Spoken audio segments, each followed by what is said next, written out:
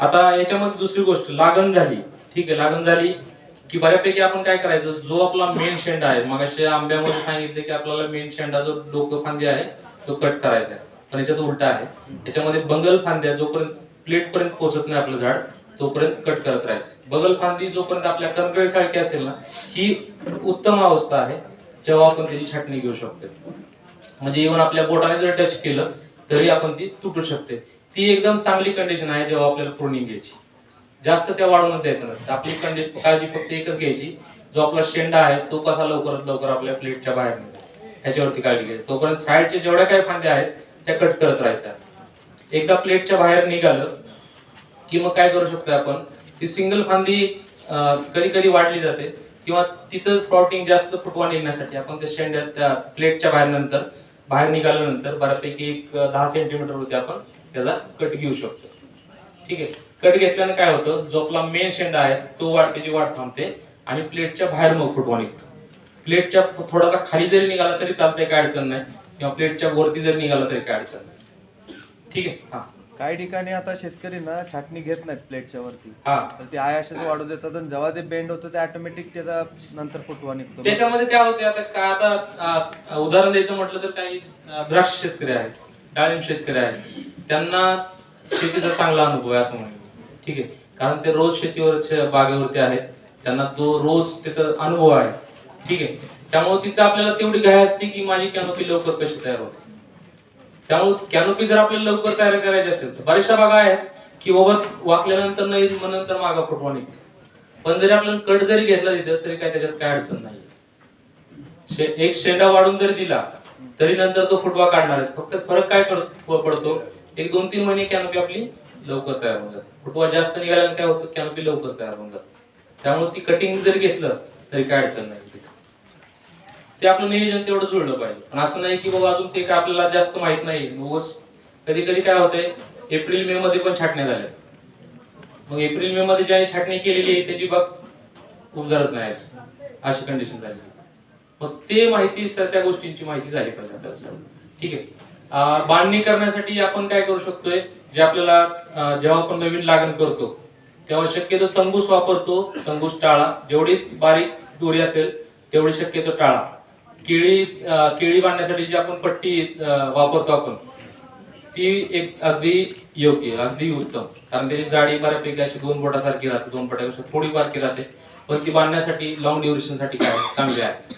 जुन्या साड्या वापरल्या काही ठिकाणी तरी काय अडचण, ते फक्त कसं आहे वारंवार ते आपल्याला बघत जायला लागते. ठीक आहे, त्या गोष्टीची काळजी घ्या.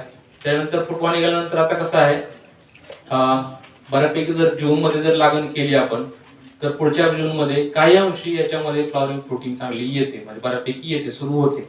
1 वर्षाचा जर पिरियड मिळाला तर फ्लॉवरिंग फ्रुटिंग येते. जरी फ्लॉवरिंग फ्रुटिंग होत नसेल, जरी नियोजन आपलं कमी पडत असेल तरी काय अडचण नाहीये. पुढच्या वर्षी जून मध्ये हमखास त्याच्यामध्ये फ्लॉवरिंग फ्रुटिंग ही येणारच आहे. तर याच्यामध्ये कसं आहे, बेसल डोस 2 वेळा भरायचे आहेत.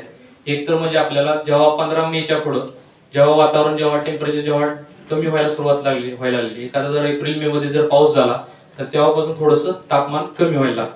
मग त्यावेळेस आपल्याला बेसल डोस भरायचा आहे. त्याच्यामध्ये मग आपल्याला 10-26-26 आहे, आणि त्याच्यामध्ये नंतर जे आपलं हे आहे शेणखत, जर शक्य असेल शेणखत आणि निंबोळखत, हे 2 गोष्टी द्यायच्या आहेत. आणि फ्लॉवरिंग फ्रुटिंगच्या वेळेस फ्लॉवरिंग फ्रुटिंग चांगली निघावी यासाठी जे काय आपण फर्टिलायझर वापरतोय, मग त्याच्यामध्ये ग्रेड असतील 12-60 असेल, ह्यात कळी निघायच्या अगोदर, किंवा कळी निघाल्यानंतर 0-52-34 असेल, अशी ग्रेड आपण वापरायची त्यावेळेस. ठीक आहे, तर याच्यानंतर आता फ्लॉवरिंग फ्रुटिंग बऱ्यापैकी जर सांगितलं की बाकीच्या फळ पिकांपेक्षा याची फ्लॉवरिंग फ्रुटिंग खूप वेगळी आहे. ह्याच्यामध्ये जवळपास जून पासून चालू होते ते बऱ्यापैकी नोव्हेंबर पर्यंत चालते फ्लॉवरिंग फ्रुटिंग. ठीक आहे, जर चांगला पाऊस जर राहिला, चांगलं वातावरण जर राहिलं तर जवळपास 7 ते 8 फ्लश निघतात.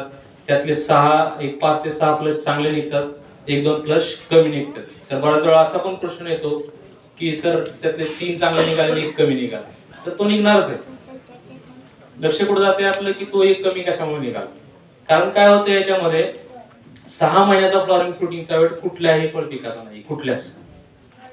याच्यामध्ये फळ पिकाचं खूप आणि उत्पन्न खूप जास्त आहे या फळ पिकामध्ये. त्याच्यामुळे काय होतंय की तेवढं आपलं न्यूट्रिशन त्याला होत नाही.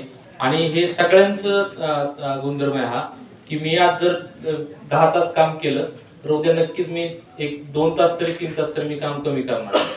हे सगळ्यांच आहे. त्यामुळे 2 फ्लश जर चांगले निघाले तर पुढचा फ्लश हा कमीच निघणार. ठीक आहे. तर ह्याच्यामध्ये ही गोष्ट लक्षात ठेवायची. आता ह्याच्यामध्ये बऱ्यापैकी काय होतं, जर मेच्या एंडिंगला जर पहिला फ्लश आला किंवा जूनच्या पहिल्या वीकमध्ये, तर तो बऱ्यापैकी 10 जुलैच्या आसपास 15 जुलैच्या आसपास तो निघतो. दुसरा जो फ्लश आहे तो बऱ्यापैकी 15-20 जूनच्या आसपास निघतो. तो बऱ्यापैकी जुलैच्या एंडिंगला किंवा ऑगस्टच्या सुरुवातीला बऱ्यापैकी निघतो. तर अशी चेन जी आहे ती ड्रॅगन फ्रूट मध्ये कायम चालू राहते कुठपर्यंत, नोव्हेंबर पर्यंत. ठीक आहे.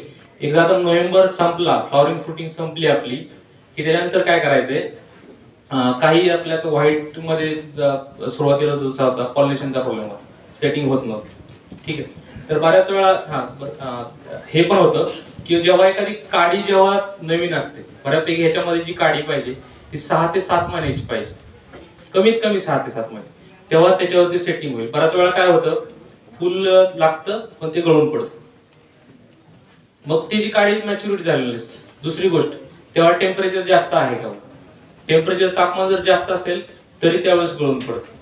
हे सुरुवातीच्या पहिल्या वर्षामध्ये 2 वर्षामध्ये हे असं बघण्याचं प्रमाण जास्त दिसतं. जशी बाग आपली जुनी होते तसे हे प्रमाण कमी कमी होत जातं. ठीक आहे. आता नोव्हेंबर मध्ये जेव्हा आपली तोडणी सगळी संपणार आहे तेव्हा बऱ्यापैकी आपण झाडाच्या परत वाढीसाठी तयार व्हायचंय. कारण हिवाळा हा ड्रॅगन फ्रूटच्या शाकीय वाढींचा वेळ आहे. तर याच्यामध्ये बघा काय होतं, नोव्हेंबर मध्ये जेव्हा आपली हार्वेस्टिंग संपते तेव्हा डिसेंबरचे काही 15-20 दिवस झाड एक सुप्तावस्थेत जातं आणि परत नवीन फांदे निघायला एक बऱ्यापैकी डिसेंबर मध्ये, जानेवारीच्या 15च्या अगोदर परत नवीन फांद्या निघायला चालू होतात. तर आपल्याला मग जेव्हा हार्वेस्टिंग संपते तेव्हा आपल्याला जर शक्य असेल तर परत दुसरा बेसल डोस भरला पाहिजे, ज्याच्यामध्ये शेणखत जर शक्य असेल तर शेणखत आणि डीएपी जर शक्य असेल तर डीएपी. कारण डीएपी मध्ये काय नायट्रोजन फॉस्फरस हे आपल्याला जी व्हेजिटेटिव्ह ग्रोथ आहे फांद्यांची ती वाढ करण्यासाठी किंवा नवीन फुटवा निघण्यासाठी गरजेचं आहे. आता खाली मटेरियल भरायचं डीएपी काय सोबत भरलं तरी काय अडचण नाही. हा हा. आणि पाचटीची मल्चिंग करते ती कसं काय वाटतंय? पाचटीची मल्चिंग बघा, आता आपल्याला पाचट आपल्याला बऱ्यापैकी आपल्याला कधी दिवाळी नंतरचा मिळणार आहे, ती बऱ्यापैकी आतापर्यंत बऱ्यापैकी मार्च पर्यंत सांगते. तर आता मल्चिंग जर केलं तर एकदम खूप चांगल्या पद्धतीचं आहे. आता पाचटीच्या मल्चिंग विषयी काय म्हणतात की ते मॉइश्चर पकडून ठेवते, मॉइश्चर जास्त धरून ठेवते. तर तसं काय नाही. आपल्याला जर वाटतं की बाबा मॉइश्चर जास्त होतोय तर आपलं पाणी कमी करायचंय, पण मॉइश्चर तसं जास्त होत नाही त्याच्यामध्ये. ठीक आहे. त्याच्यामुळे 5 तास मल्चिंग केलं तर खूप चांगली गोष्ट, खूप चांगली गोष्ट. पाण्याची ड्रीप मल्चिंगच्या खाली ठेवावं लागेल. हा, मल्चिंगच्या खाली ठेवा. गोगल गायच्या पाष्टाच्या खाली जडती त्याचं काय? आता 2-3 गोष्टी आहेत त्याच्यामध्ये. आता गोगल काय आहे, उंदरांचा त्रास वाढणार आहे, वाळवी आहे, वाळवे आहे, या 2-3 गोष्टी वाढणारच आहेत. मग आपल्याला हे लक्षात, काहीतरी म्हणजे फायदे असणार आहेत, काहीतरी तोटे असणार आहेत. गोगल गायसाठी काय करावं लागतं? गोगल गायसाठी कसं आहे, बऱ्यापैकी आपण स्नेल किट वापरतो, त्याचा कसा रिझल्ट आहे, काय पण सारखं लागते काय काय? रिझल्ट चांगला आहे. मग ते थोडीशी काळजी आपल्याला घ्यावी लागणार. पण कसं आहे, पास्टिकचे फायदे खूप चांगले आहेत. म्हणजे एकतर गवतावरती खूप चांगलं नियंत्रण राहतंय आणि दुसरं म्हणजे हे आपलं जमिनीतली जी आर्द्रता आहे किंवा जी जमिनीची कंडिशन आहे ती खूप चांगली राहते. त्याच्यामुळे पास्टिकचं जर करता आलं तर नक्की करा. त्याच्यानंतर खत असं आता मोकळं टाकल्यानंतर त्याच्यावर माती टाकावीच लागते का? आता कसं आहे, बऱ्यापैकी आपण जर माती नाही कव्हर जर नाही केलं प्रयत्न तर त्याचे इव्हॅपोरेशन म्हणजे आपलं जे बाष्पीभवनातून त्याचा जो लॉस होणार आहे तो जास्त होणार आहे. जर कव्हर केलं तर ते प्रमाण जे त्याच्यातलं जे नायट्रोजन आहे किंवा जे फॉस्फरस आहे ते जास्त प्रमाणात झाडाला मिळणार आहे. त्याचे जे लॉसेस आहेत ते कमी होणार आहेत. त्यामुळे कव्हर केलेलं कधी पण चांगलंच. छाटणी, आता जसं आपला सीझन संपणार आहे, ते जसं सांगितलं तुम्हाला 15-20 दिवसाचा सुप्त पिरियड असतो, त्याच्यामध्ये छाटणी करून घ्यायची आहे दररोज. भले कॅनोपी जास्त असेल कमी असेल तिथं छाटणी करून घ्यायची आहे. ठीक आहे. छाटणी करताना किंवा तोडणी करताना जे मला जाणवतंय थोडस, आपण ज्या कात्र्या वापरतोय आपण, आता स्टेम कॅन्कर ज्यांना जुन्या बागा आहेत त्यांना माहिती स्टेम कॅन्कर किती भयानक होत चालले. तर माझं काय म्हणणं आहे त्याच्यामध्ये, आपण कात्र्या बऱ्यापैकी जे आपण निर्जंतुकीकरण करायचं आहे ते आपण बऱ्यापैकी टाळतोय आपण, किंवा ते होत नाही. ठीक आहे. तर माझं काय म्हणणं आहे, जे आपण कारखान्यावरून जे आपण कोरोना पिरियड मध्ये आपण जी 100 रुपयाची जी अल्कोहोलची बॉटल आणायचो, तीच बॉटल आपण का वापरत नाही तोडणी करताना किंवा छाटणी करताना? एक जसं शक्य होत असेल आपलं की एक 15-20 दिवसानंतर, 15-20 मिनिटानंतर किंवा अर्ध्या तासानंतर, जेव्हा केव्हा शक्य असेल, एका तासानंतर जर आपण ती छाटणी जर त्या द्रावणात बुडवून घेतलं तर काय होतं त्याच्यामध्ये? तर हे नक्की करा. कारण काय होते माहितीये का, स्टेम कॅन्कर जरी कधी कधी दिसत नसला तरी स्टेम कॅन्कर त्या फांदीमध्ये असतो. आणि ती कात्री आपण वारंवार जे हे झाडांमध्ये बदलत चाललेलं आहे त्याच्यामुळे स्टेम कॅन्कर पसरण्याचं प्रमाण जास्त वाढलेलं आहे. मागाशी मँगो मालफॉर्मेशन वरती विचारलं गेलेलं, मागे ते डिस्कशन झालेलं आहे की मँगो मालफॉर्मेशन जो आपला गुच्छा रोग आहे तो बऱ्यापैकी एका फंगसमुळे होतो. ठीक आहे. तर जेव्हा आपण ती फांद्याची छाटणी घेतोय ना, मग हीच आपली कात्री दुसरी झाडाला वापरली जाते. मग ती जी फंगस आहे ना ती ह्या झाडातून तिकडे जाते. तर मँगो मालफॉर्मेशनचं वाढण्याचं प्रमाण ह्याच्यामध्ये खूप जास्त आहे, कारण आता छाटण्या वाढल्या. सर, छाटणी करताना कुठली फांदी काढली पाहिजे? आता याच्यामध्ये कसं आहे, बऱ्यापैकी ज्या खालच्या जिथं सावलीमध्ये जास्त फांदे आहेत ती काढायची. आता ते खूप अवघड आहे, एवढं सोपं नाहीये, पण ते ज्या सावलीमध्ये जास्त फांदे आहेत ते काढणं गरजेचं आहे. काही बागांमध्ये कसं होतंय, स्टेम कॅन्करमुळं किंवा आपल्या उन्हाच्या ह्याच्यामुळं अर्ध्या फांद्या अशा सडलेल्या असतात. तर ती पूर्ण फांदी जरी कट केली तरी काय अडचण नाही.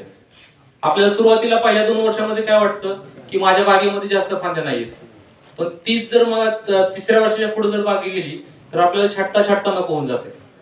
आता मगाशी सरांनी प्रश्न विचारला की 3 रोपं लावायची का 4 रोपं लावायची, तर कधी कधी असं वाटतंय की ती 4च्या ऐवजी 3 रोपं जरी लावली ना तरी ती फायदेची ठरणार, कारण छाटणीवरचा जो खर्च आहे तो तिथे कमी होणार.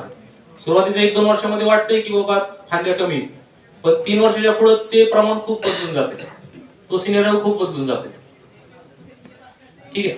तर छाटणीचं लक्षात ठेवा की छाटणी दरवर्षी गरज नसली तरी ज्या रोगट फांद्या असतील, ज्या वाकड्या कधी कधी फांद्या असतात त्या काढून टाकायच्या. ठीक आहे. शेडिंगचं आता एक गोष्ट आठवली, शेडिंग जर जास्त होत असेल काही ठिकाणी तर अशा वेळ्या काय म्हणतात त्याला, गुंडाळलेल्या फांद्या तयार होतात. जिथं लक्षात ठेवा जिथे गुंडाळलेल्या फांद्या तयार होतात ना तो जास्त शेडिंगचा प्रादुर्भाव आहे. तर त्या सावलीला, म्हणून ह्या झाडाला जास्त सावली द्यायची नाही. म्हणून मी वारंवार सांगतोय एप्रिल-मे मध्येच फक्त सावली तयार करा. मार्च मध्ये थोडी बागेची जरी कंडिशन जरी वाईट वाटत असेल तर वाटत थोडी शेडिंग जेवढी पुढे टाकता येईल. कारण कसं होतंय माहितीये का, आपण शेडिंग झालं, काय काय ठिकाणी मी बघतो आता फॉगर पण लावलेत वरती. ह्या गोष्टी काही वेळेसाठी करणं शक्य आहे, काही वेळेसाठी म्हणजे 4 वर्ष असेल, 5 वर्ष असेल, हे कायमस्वरूपी करणं खूप खूप अवघड होत जाणार. कारण जर तेच जर पाणी आपण दुसऱ्या पिकाला जर वापरलं तर तोच खर्च आपल्याला निघतो दुसरीकडून.